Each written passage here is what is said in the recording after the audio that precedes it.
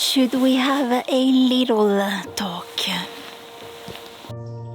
There is something almost violent about the way the world talks about aging right now.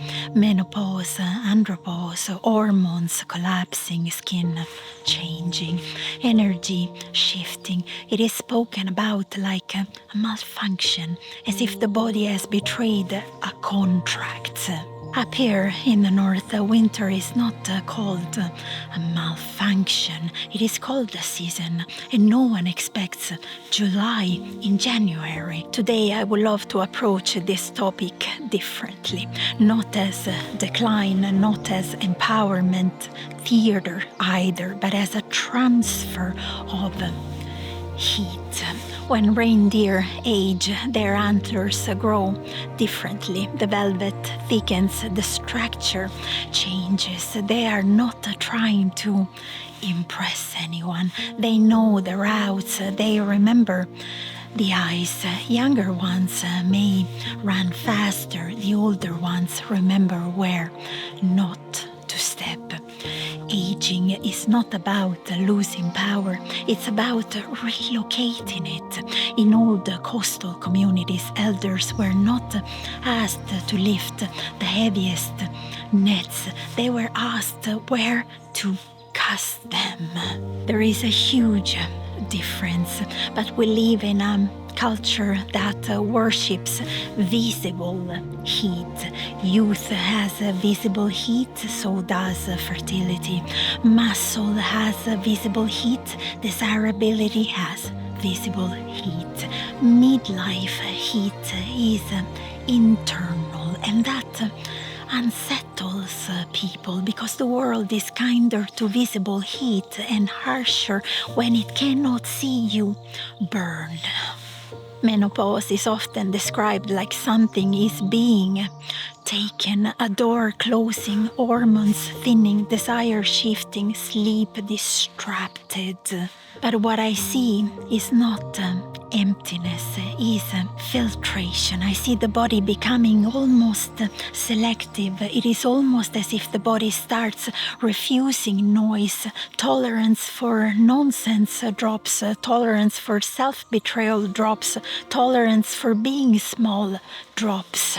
The body recalibrates what it will burn energy on. And yes, sometimes it is messy, sometimes it is sweaty and sleepless and emotionally volcanic, but volcanoes reshape land. Andropause is wider in conversation, but no less profound. Men who once measured themselves by output, strength, certainty, usefulness, suddenly recovery slows, mood shifts, identity wobbles, and when that usefulness feels questioned, something in them goes quiet. Instead of asking, how do I get back? What if the question becomes, what am I becoming? In Arctic winters, bones carry stories differently. Cold makes everything very, very honest. You cannot fake endurance at -20. You learn quickly what is sustainable. Aging does that. It exposes what was performance. There is an old belief here that when a woman stops bleeding, she begins seeing, not in a mystical Instagram way, in a pragmatic way. She has less biological negotiation with the world. Her body is no longer rising and falling on the same inner moon. That energy reroutes. It can turn into bitterness or into vision. The difference often lies in whether she was allowed to grieve the transition. No one throws a ritual for the last ovulation. No one lights a fire for the last time his body answers with the certainty it once had. No one prepares you for the way the terrain changes. We move through these thresholds privately, often in shame. What if we treated them as initiations instead of embarrassments, not dramatic ceremonies, just acknowledgement. You are not decaying, you are reorganizing. The bones are recalibrating the architecture. There is something else no one says out loud. Youth is full of future. Midlife is full of memory. Memory can feel heavy. Regrets surface. Roads not taken glow brighter. Bodies remind you of time. But memory is also compost. In the north, when something died, it was not discarded carelessly. Even bones had purpose. Tools were shaped from them. Meaning was carved from what remained. Aging is bone work. You begin carving meaning from what has already happened, and that can be confronting because it asks, what do I still want to build with the time left?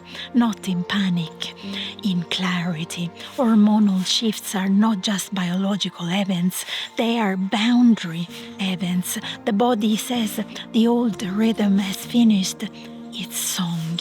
And that can feel like loss. It can also feel like liberation, and I will not romanticize it. Some days it is brutal, sleep fractured, mood unpredictable, libido confusing, identity flickering, but maybe the hidden message here is this. You are not meant to feel the same forever.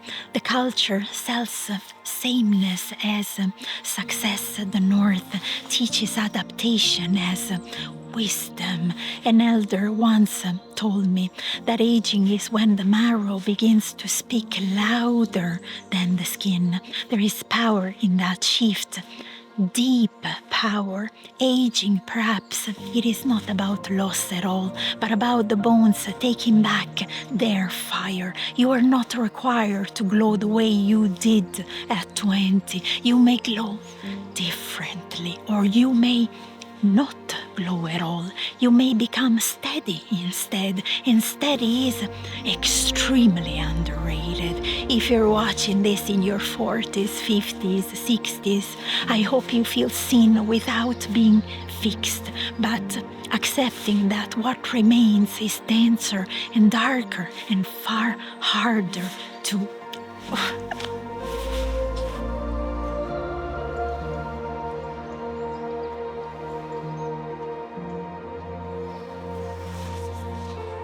If you are watching this in your 40s, 50s, 60s, I hope you feel seen without being fixed, but accepting that what remains is denser, darker, and far harder to extinguish.